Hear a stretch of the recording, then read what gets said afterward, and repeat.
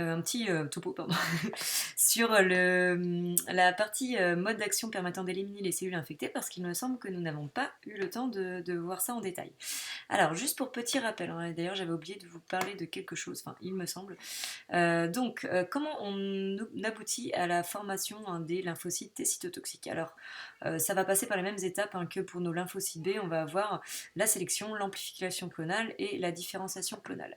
Alors, par contre, au lieu de partir d'un lymphocyte B, on parle d'un lymphocyte T CD8. Alors, les lymphocytes T CD8, c'est la même chose que les lymphocytes T8, hein. Pour rappel, hein, ce sera la même chose, on verra les LT CD4. Logiquement, vous avez déjà vu ça dans votre bouquin, là, dans les documents que je vous demandais d'analyser pour aujourd'hui.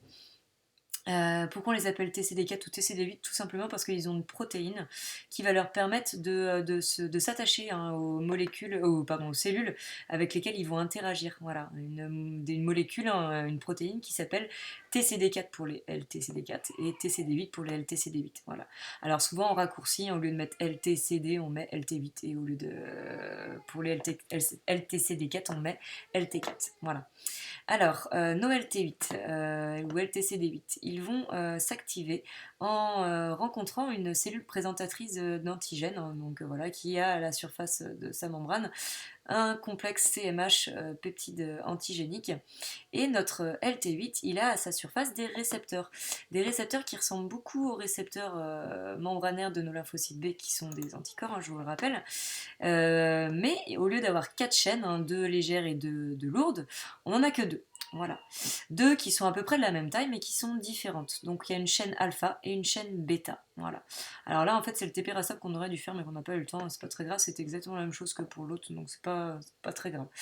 Voilà. Et donc nos récepteurs T, hein, donc je vous dis, ils ont 2 chaînes avec une partie, donc du coup variable, donc on voit ici partie variable, voilà, et une partie constante. Voilà. Donc là, on voit qu'on a deux récepteurs différents, hein, spécifiques de 2 virus différents. Et là, on a notre molécule du CMH. Donc en fait, là, on voit ce qui se passe entre une CPA, hein, et notre lymphocyte T8 au moment de l'activation de celui-ci. Bon, je retourne sur ce document-là. Donc là, en fait, c'est ce qu'on voyait, c'est ce qui se passait ici. Voilà, en gros. Donc voilà, donc notre récepteur T, hein, il a une partie variable dans ses chaînes et une partie constante comme nos anticorps membranaires. Donc une fois qu'il y a eu contact entre la CPA et LT8, il y a sélection donc clonale du lymphocyte TCD8 qui combat en gros, hein, contre l'antigène présenté par notre CPA. Il va y avoir amplification clonale, donc multiplication de nos lymphocytes TCD8 spécifiques, et ensuite différenciation. Alors la différenciation, hein, elle est plus simple que pour nos plasmocytes, hein, tout simplement parce qu'au lieu d'avoir une grande croissance cellulaire, on va tout simplement avoir une petite modification, mais qui va quand même permettre la production d'enzymes que l'on va voir par la suite. Donc voilà, bien évidemment, dans nos lymphocytes CD8, il y a une partie qui sera orientée pour devenir des lymphocytes T CD8 mémoire, et nos lymphocytes T cytotoxiques, idem. Voilà, il y a une partie qui deviendra des lymphocytes T mémoire. Ça, vous avez bien compris le principe, à chaque fois c'est comme ça. Donc voilà. Alors, une fois qu'on a nos lymphocytes T cytotoxiques, comment ils fonctionnent? Ils vont se lier en fait à une cellule, pardon, je vais y arriver, à une cellule cible. Ces cellules cibles, bien évidemment, ce sont des cellules qui sont infectées par des virus. Voilà. Alors, comment notre lymphocyte T cytotoxique reconnaît notre cellule cible? Tout simplement, notre lymphocyte T cytotoxique, vous savez qu'à la surface de sa membrane, il a des récepteurs T membranaires, comme je vous ai dit, qui sont spécifiques de l'antigène présenté par la CPA. Voilà. Et bien notre cellule infectée, quand elle est infectée, là on peut le voir, hein, on voit sur ce schéma-là, quand elle est infectée, elle va digérer, hein, une partie d'un virus. Et elle aussi, comme notre CPA, elle va devenir en fait un petit peu CPA finalement, hein, elle va présenter à sa surface une molécule du CMH, pardon, elle est ici, la cellule cible, avec le peptide viral qui correspond au récepteur T de notre lymphocyte T cytotoxique. Voilà. Donc en gros, ce qui se passe ici, c'est un peu la même chose que ce qui se passe ici, sauf que on n'a pas les mêmes CMH. Bon, ça, on rentrera pas dans les détails, on va pas le voir cette année. Parce qu'on parle de CMH1, CMH2, enfin bref, c'est pas très grave.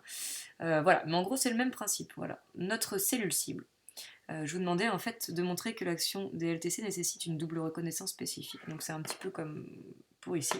Pourquoi double reconnaissance? Parce que notre lymphocyte T cytotoxique va reconnaître notre molécule du CMH, donc ça veut dire que c'est une cellule du soi, d'accord? Donc c'est bien une cellule à nous, hein, voilà, à notre corps, mais elle présente aussi, elle reconnaît notre peptide viral qui est présenté par la cellule cible. Donc cette cellule, il y a double reconnaissance, molécule du CMH plus peptide viral, pour dire voilà, je suis une cellule qui fait partie du corps, de notre corps, je suis une cellule du soi, mais j'ai été infectée par des éléments du non-soi. Donc il faut me détruire, voilà. En gros, c'est ça le message. Et donc, une fois que notre lymphocyte cytotoxique, il a compris ça, hein, il s'est lié, hop, il va s'accrocher. Hein. Il y a une molécule, hein, le CD8, donc comme je vous ai dit, qui va permettre de garder cette accroche entre les deux cellules. Là, elle n'est pas symbolisée parce que c'est pas du programme de première. Et notre lymphocyte cytotoxique, il a donc des vésicules qui vont produire beaucoup d'enzymes. Et parmi ces enzymes, il y en a deux. Hein. Il y en a une qui s'appelle la perforine. Voilà. Donc là, la perforine, elle va créer percer des pores partout dans la membrane de la cellule cible. Voilà. Alors, qui dit percer des pores dit forcément voilà, il y a passage de potentiel d'autres choses.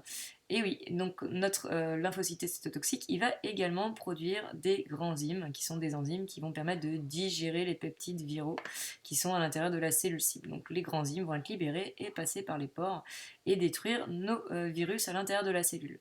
Alors, vu qu'il y a des trous, évidemment, ça ne va pas se passer si simplement que ça pour notre cellule, hein, elle ne va pas rester vivante.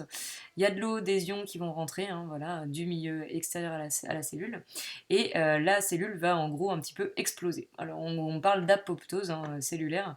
Donc voilà, notre cellule va être détruite complètement, et les déchets vont être, vous le doutez bien, phagocytés par nos éléments, nos acteurs de l'immunité innée. Donc pareil que pour nos lymphocytes B, on a vu qu'il y avait collaboration, vous vous rappelez, nos complexes humains sont digérés par nos cellules phagocytaires. On avait collaboration entre l'immunité adaptative et innée, et bien idem pour ici. Voilà, les déchets des cellules détruites sont phagocytés également par nos cellules phagocytaires de l'immunité innée. Voilà, voilà pour ça.